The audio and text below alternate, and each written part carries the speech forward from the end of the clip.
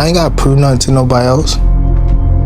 That's why I don't never get too hype about the win after I win, because it's like you always gotta do something over and over again till you done. And it's always gonna be somebody next, somebody next, somebody next. So I feel as though I don't have to prove myself to these people.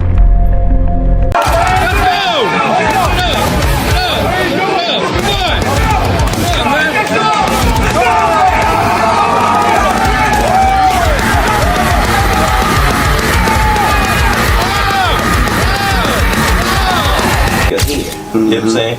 So we are striving to be the best that we can be to be on that level again. You know. So you saying you want to do what you want to do. That's good because that's what you want. That's the God in you that's trying to. That's good. Seek it, and you giving back and giving thanks. Gervonta Davis and Jake Paul are pushing their limits. Davis refining his power through relentless training, while Paul sharpens his skills with elite sparring partners for the toughest fight of his career. That's boxing at its finest right there. You heard it. They said it. Make that bet. Everything on the line. You know, that's old school right there. That's ain't nobody breaking. Box, exhale. Ain't nobody breaking. Box. Man, boom on that last break. Box. Fight for it. I got him. We take shit. Box. Yeah, I felt that. Good, perfect. That was your best rep. Come on. Pushing his conditioning to the limit, focusing on core strength, balance, and resilience to absorb. It's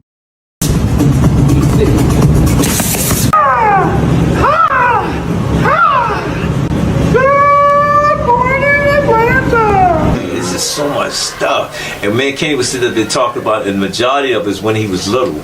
We talk about all the stuff when he was little, and he started laughing like, "Dang!"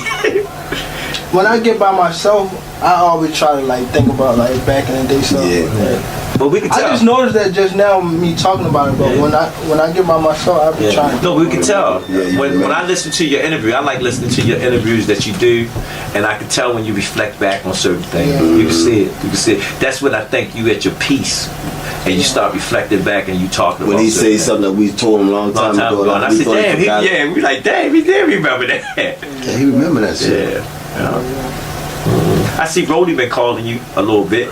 Yeah. I mean, as far as on the what you call it, China. Jake Paul is training harder than ever with Shaka Stevenson, Raymond Ford, and Montana Love to prepare for Gervonta Davis.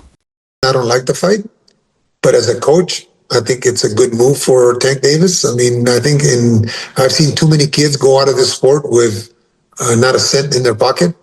And I think that if Tank Davis takes advantage of a big payday like that, I think it's a ridiculous fight as far as a fight fan. But as a coach, I understand it. You have to take care of your own. Yeah, well, actually, now that we're talking about it, you're not the biggest fan of it. Fight fans are bringing up like, hey, why did he go this way when there's Lamont Roach? Like, look how close that fight was. There was a draw. We were expecting a rematch in that fight. Yeah, well, what's happening here? As much as we hate it, it hasn't become really a sport. It's become a financial sport. So he took it because it's 5-6 times more than he's going to make with Lamont Roach. That makes sense. I mean, ask anybody if they have a choice, they're going to take the money. Of course, he's got to take care of his people. He's got to take care of himself. He's got to take care of his future. That's the smartest thing to do. As a fight fan, I don't like it, but as a coach, I understand it. Yeah, no, and I think anybody in that position, like, we got to like put ourselves maybe sometimes in that same situation. And I think absolutely anybody with like any like sense of like common sense would look at that and be like, wait, I'm making this much to fight against this guy that's only been fighting for 5 years compared to what could be maybe a really hard fight. And I'm going to make double, triple. Yeah, I'm going to go. Let me do this little side quest real quick. And let me get this money real fast. And then, of course, you have to take care of your future, man. If it's offered to you, you'd be foolish not to take it, especially against a guy that is no threat to him. Oh, well, I don't know. It's 50 pounds, Abel. Yeah, but he's no threat to him. Tank Davis fights the way he fights. Understand that Tank Davis fights. He's probably one of my favorite fighters. I think I've said that many a times. He fights in a manner where he's fought all those big guys. Look at the way he throws his punches. Look at how he ducks down like if he's fighting a real big guy. Look at the way he fought when he knocked out Garcia. Look at when he puts his head in, how he throws his punches. In the street, that's who he was fighting. He was fighting bigger guys than him. He was always a smaller guy. So he knows how to fight those big guys. He knows how to duck up underneath and throw those looping shots because that's who he fought in the street. At least that's my opinion anyway. He's always been the little guy, and I'm sure that... While Davis, known for his relentless discipline and hard-earned success, continues perfecting his craft for their highly anticipated showdown. And the face of boxing is basically... Yeah, the face of boxing now is based on if you sell and if people tune in and how many eyes are tuning in when you fight. Gervonta Davis had that. Jake Paul has that. Now they're fighting each other. Again, these are created products. These are still created products. Jake made his name going to Walgreens and then making funny faces. You know what I mean? And then it was just blowing up on YouTube and whatnot, right? I mean, that's how he started. The world we live in now, dude. It's unfortunate. Okay, it's not like Sugar Ray Leonard, who was the best fighter in the world and marketable. It's not like Oscar De La Hoya, who was a gold medalist, a great fighter and marketable. But what I'm saying is technology allows us to make, if I want to take this shoe off right here, and I say I want to make my Nike sneaker into the best product possible, and I got enough money to push it behind it. I put it all over your social media platform, and I put it all over your TV set and all over your phone and all over. You know what, bro? An exhibition, you could stage it, and they couldn't take bets on it. So this is an exhibition. There is no betting on it. So that means, I'm not saying people are going crazy with the opinions, who's going to win, who's going to lose. You don't know what size gloves they're going to wear. You don't even know if they're going to stage the whole thing, because this is something that as an exhibition, it's not illegal to stage it. So I think this could be all kinds of crazy, wacky stuff. This is a bit of a circus, in my opinion. Who would you think should win that fight? Would you think that Davis should be able to get in there, even though the size did 100 pounds? Do you think he should be able to do it? If they don't stage it and don't kind of set up a sort of a mild sparring session, I'd say Davis has a chance. Depends on the size of the gloves. Because here's the thing: Jake is probably 100 pounds bigger than the guy. That's a lot of weight, Carl. You've been in a boxing ring. That still counts. And if you make the gloves small, Gervonta could technically hurt Jake even if he hits him. But the problem is the gloves are small. Jake could also hurt Gervonta because Gervonta's so small. Gervonta's so much smaller than him, So do you make the gloves big, and then really who's got an advantage? I don't know. Technically Gervonta's a lot better boxer, but he's so much smaller. I've stood next to Jake. Jake's a big guy. It's like I said, it's a bit of a circus freak show, and that's why I don't put it out of the question that this exhibition could be a bit staged in the ring. Yeah, that's fair enough. That's a fair point. That is, and actually people aren't talking about that enough. I feel like people aren't talking about that enough. Well, he's threatening to sue everybody who talks about it, and anyone who talks about it. Well, that's because his fights have been sanctioned, and I personally don't think he has set up the other fights. I personally think, like Mike Tyson, he had no legs left. You know what I mean? I to tell you the truth, I thought that was an easy one to bet and call. It was that Jake would beat Mike Tyson, and even some of these other fights, they're smaller. Jake doesn't set up his fights. I think what he does is he stacks the deck against his opponents in those fights. So I wouldn't call them staged, but they're deck stackers. So he has an advantage. In this situation, though, Abel Sanchez believes Gervonta Davis's fight with Jake Paul is a smart career move, offering a rare financial reward that finally lets boxing pay him back for years. I mean, size will play some part of the fight, but if I'm thinking like I'm Tank, I'm probably just gonna go out there and try to outbox him and use my knowledge and IQ against him. So I can see Tank just outboxing him and making it real easy. Is there any way any realistic or legitimate way in your mind you could see Jake Paul winning a fight against Tank? No. No way. Nope. Not a lot of people have talked about Jake and said he's got good power. Not even and I get anything could technically happen, but you don't even see a realistic shot where he could land one big punch, and Tank being so much smaller, he just can't handle the power. Nah, not at all. I think Tank is he's been boxing his whole life. Been boxing since a kid, so I doubt that's going to be an issue or a problem. I think Jake is good for where he's at, but I think it's just levels. Do you see a more likely chance that Tank wins by decision or by knockout? By decision. I mean, that guy's too big. I don't think that he's just going to knock that guy out. So I see him outboxing him. Could you see a realistic possibility where Tank could knock him out? Although more likely that it is, like you just said, a decision. Nah, I don't see him knocking him out. No. Will you watch, Shakur? I mean, No. obviously, no. Hell no. Nah, that ain't really like.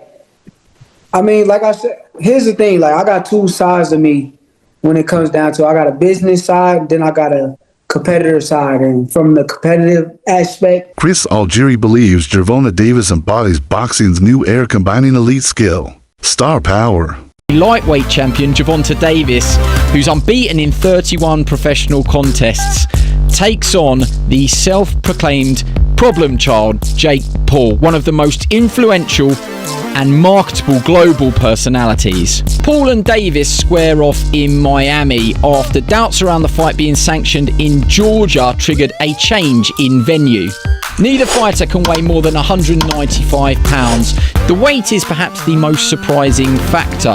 Paul has boxed most of his career around 200 pounds, the cruiserweight limit, but did tip the scales at 227 pounds when he faced off against Iron Mike Tyson last year. Davis, much smaller in stature, competes at the 135 pound mark and has also won world honours at super featherweight. And despite some discussions about possibly dropping down to 10 ounces, the pair seem set to wear 12-ounce gloves.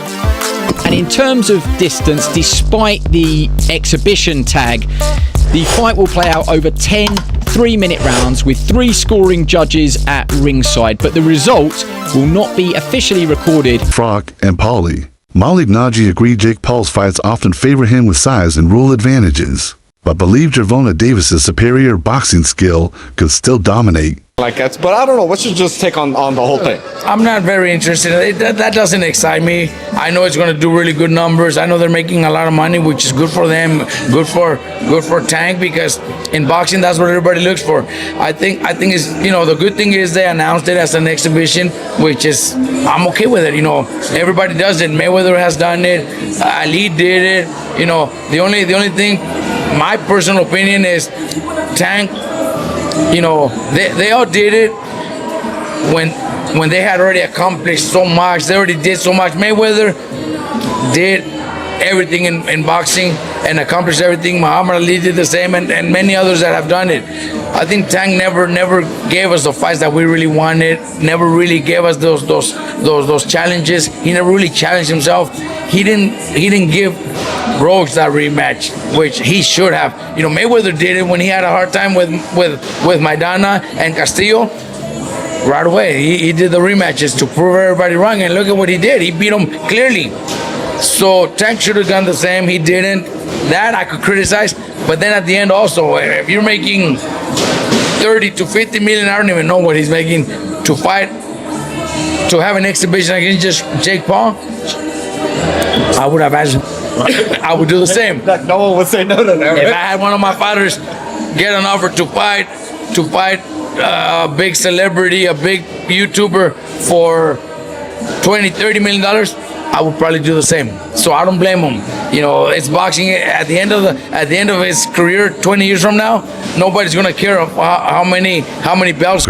Stevenson believes Jake Paul's size won't be enough against Gervonta Davis's elite experience and ring IQ, predicting Tank will outbox him with speed, control, and composure to win on points. If he stops Pitbull Cruz, right? I mean, don't you think that people would want to see, you know, Lamont and Tank more due to the fact that, you know, Tank had a hard time with Pitbull? No. I think people just want to see Tank versus Lamont because Lamont, he had a hard time with Lamont. It's just like Devin Haney and Ryan Garcia. People just like controversy. People just like, you know what I'm saying? So people like to see finished business. You know, they don't want to leave it unfinished. And that's what the intrigue is. They want to people want to see finished business. So, you know what I'm saying? I think that's the intrigue of the fight. And it doesn't make no sense why they taking so fucking long to fight, you know. Everybody keeps saying that Tank getting the money, but is we getting the fucking money? Is we bidding there for the fucking money? Is he gonna give us some of the money? Are we waiting on him to feed us any bit? No. I want what I want. Fuck that. I'm selfish. I'm a fan. I want to see the fucking fight. I don't want to see no fucking circus. You know what I'm saying? So for everybody saying, oh, he get back, who gives a fuck? I hope he do get. He already rich as fuck. He already won $30 million in the last fight or something. He got more money than I'm ever gonna have. I don't give a fuck. I want to see